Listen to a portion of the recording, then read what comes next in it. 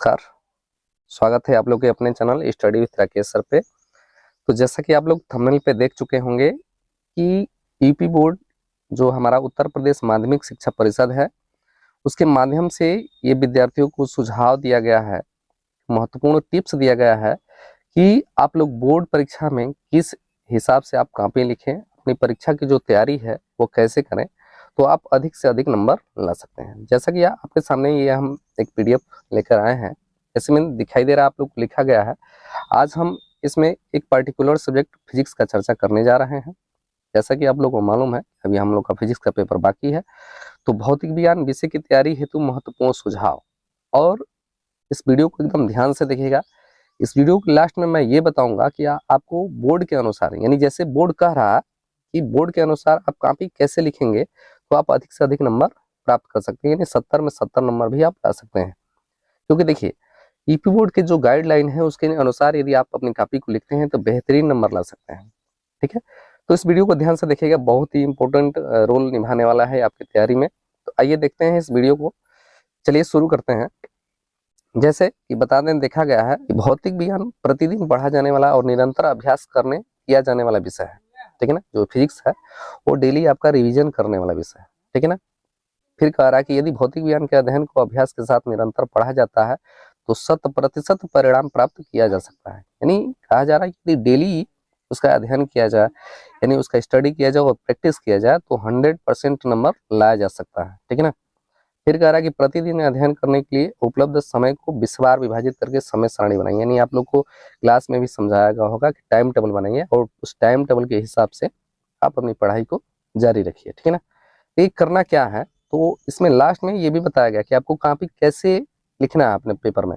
ये बहुत ऐसे सारे बच्चे होते हैं कि पढ़े लिखे बहुत हैं, बहुत प्रैक्टिस किए हैं, लेकिन उनको अपनी कॉपी लिखने का तरीका मालूम नहीं है, कॉपी कैसे लिखना है ये तरीका नहीं मालूम है, तो उससे आप अच्छा स्कोर नहीं कर सकते। इसमें पैटर्न दिया गया है आपको, इस वीडियो में मैं बताने वाला हूँ कि इस पैटर्न में और किस हिसाब से अपनी कॉपी को आप लिखेंगे, कैसे आपको प्रश्नोत्तर और कैसे आपको यूनिट खंड कहाँ पे कैसे चिन्हित करना है, कैसे ग्राफ और डायग्राम बनाना है, कैसे चित्र बनाना है, तो टोटल जानकारी इस वीडियो में हम आपको देने वाले हैं। ठीक है ना, तो ध्यान से समझिए। आइए देखते हैं। तो कह रहा है कि प्रतिदिन अध्ययन के लिए उपलब्ध जो समय है उसको विषयवार, यानी एक टाइम टेबल बना लीजिए और सब्जेक्ट के हिसाब से बांट लीजिए। कह रहा है कि भौतिक विज्ञान के निर्धारित पाठ्यक्रम को बचे हुए देशों में विभक्त कर लीजिए, यानी जितना आपका पाठ्यक्रम है उसको जितना टाइम आपका शेष है उसमें बांट लेना है। यानी रिवीजन करने की बात कर रहा है। देखिए अभी आपके पास बहुत कम समय बचा है, अब करना क्या है कि आपको फटाफट रिवीजन करना है और डेली भरसक प्रयास कीजिए कि कम से कम आप 2 से 3 चैप्टरों का रिवीजन करें और उस हिसाब से रिवीजन करेंगे, फिर से उसको रिवीजन करने की जरूरत ना पड़े, उस हिसाब से आप रिवीजन करिए। ठीक है ना, चलिए आगे चलते हैं। आगे दिया है, देखिए यहाँ पे टोटल जो है कह रहा है कि समय प्रबंधन के लिए विगत 5 प्रश्न पत्रों को निर्धारित समय से हल करने का प्रयास कीजिए। अगर ये आप टाइम मैनेजमेंट करना चाहते हैं तो प्रीवियस ईयर जितने क्वेश्चन है, तो प्रीवियस ईयर जो क्वेश्चन है पिछले 5 वर्षों के, उनको एकदम उसी समय पर, और आपको कई बार बताया भी गया है कि जब भी आप पढ़ने बैठिए तो अधिकांश आपका जो टाइमिंग है 2 से 5 के बीच में, शाम वाले समय में, उसी टाइम पे बैठिए ताकि आपका जो माइंड सेट है वो बना रहे। एग्जाम हॉल में भी आप अपने आप को एक नहीं होता अनबैलेंस फील ना करें। ठीक है ना, तो 2 से 5 के बीच में पढ़िए और पीछे के 5 वर्षों का जो पेपर है प्रीवियस ईयर पेपर उसको लगाइए आप। ठीक है ना, आगे क्या कर रहा, आगे देखिए कैसे हमको हल करना है।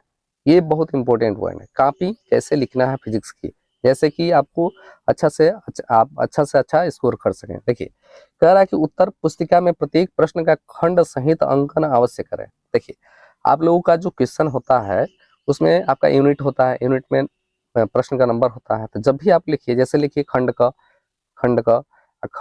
का प्रश्नोत्तर प्रथम, ऐसे लिखिए खंड क का प्रश्नोत्तर प्रथम या प्रश्नोत्तर द्वितीय, जो भी आप लिखना है। तो कह रहा है कि जब भी आप लिखिए तो खंड का नाम जरूर लिखिए, केवल ये ऐसे नहीं लिखना है कि प्रश्नोत्तर 1 प्रश्नोत्तर 2, ऐसे नहीं करना है। उसमें लिखना है कि हाँ ये खंड क का है या खंड ख का है या खंड ग का है।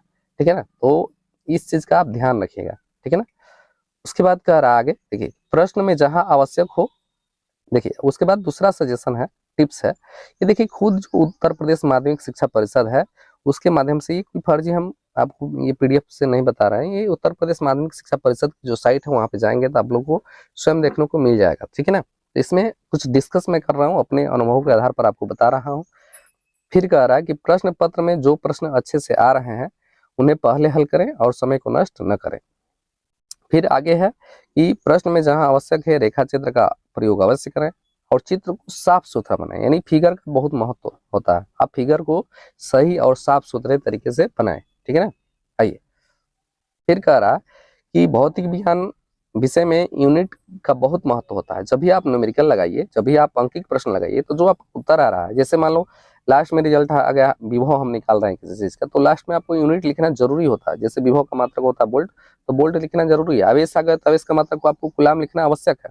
केवल आप लिख दिए 2, अब ये 2 क्या है, कूलाम है, वोल्ट है, एम्पियर है, मीटर है, क्या है, तो यूनिट लिखना बहुत जरूरी है, क्योंकि यूनिट नहीं लिखते हैं तो आपका नंबर काट दिया जाएगा, ठीक है ना। तो यूनिट लिखना बहुत ही जरूरी होता है। मात्रक आप अवश्य लिखिए। ये तमाम सारे जो चर्चाएं हैं आप लोग क्लासरूम में हो चुकी है, लेकिन इस बात को मैं फिर दोहरा रहा हूं आपसे। आइए, आगे है अगला कि विद्यार्थी प्रश्नों के उत्तर को प्रभावी बनाने के लिए, यानी आपका प्रश्न उत्तर को प्रभावी बनाने के लिए आप फ्लो चार्ट का भी उपयोग कर सकते हैं। जैसे कि देखिए, अर्धचालक का यहाँ पे बताया गया है कि अर्धचालक किसे कहते हैं, और उसके बाद अर्धचालक के जो प्रकार बताएंगे, निज अर्धचालक या शुद्ध अर्धचालक या बाह्य अर्धचालक या अशुद्ध अर्धचालक। उसके बाद बाह्य अर्धचालक के 2 प्रकार होते हैं, पी टाइप अर्धचालक और एन टाइप अर्धचालक। इसमें टोटल दिखाया गया है कि आपको कॉपी कैसे लिखना है। अगर जी इस हिसाब से आप लिखते हैं कॉपी, तो बहुत बेहतरीन से बेहतरीन स्कोर कर सकते हैं, ठीक है ना। तो इस वीडियो में इतना ही, मिलते हैं अगली वीडियो में, तब तक देखते रहिएगा आप लोग का अपना channel study with Rakesh sir.